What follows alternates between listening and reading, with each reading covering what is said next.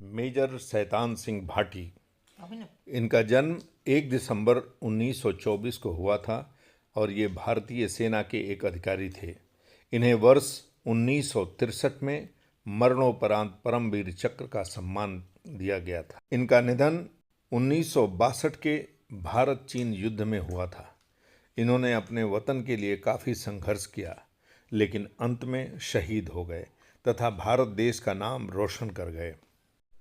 1962 में भारत चीन युद्ध के दौरान कुमाऊं रेजिमेंट की 13वीं बटालियन को चुशूल सेक्टर में डिप्लॉय किया गया। सिंह की कमान के तहत सी कंपनी रेजांगला में एक पोस्ट पर थी। 18 नवंबर 1962 की सुबह चीनी सेना ने हमला कर दिया। सामने से कई असफल हमलों के बाद चीनी सेना ने पीछे से हमला कर दिया। भारतीयों ने आखिरी दौर तक लड़ा, परंतु अंततः चीन के सेना इन पर हावी हो गई।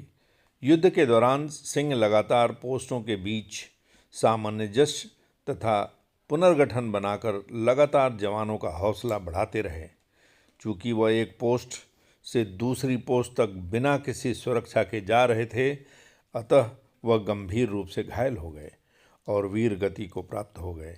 इनके इस वीरता भरे देश प्रेम को सम्मान देते हुए भारत सरकार ने वर्ष 1963 में उन्हें परमवीर चक्र से सम्मानित किया। रिजांगला में हुए इस युद्ध में भारत के 123 में से 109 सैनिक शहीद हुए थे। इस युद्ध में लगभग 350 चीनी सैनिकों के आगे बढ़ने से स्थिति काफ़ी गंभीर हो गई थी।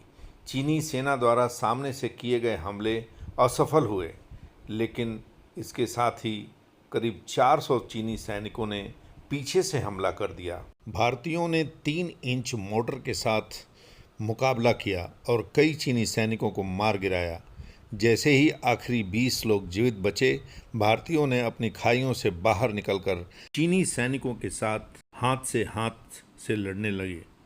हालांकि प्लाटून जल्द ही चीन के अतिरिक्त सैनिकों के आगमन से घेर ली गई और आखिरकार 7वीं और 8वीं प्लाटून में से कोई भी जीवित नहीं बच पाया।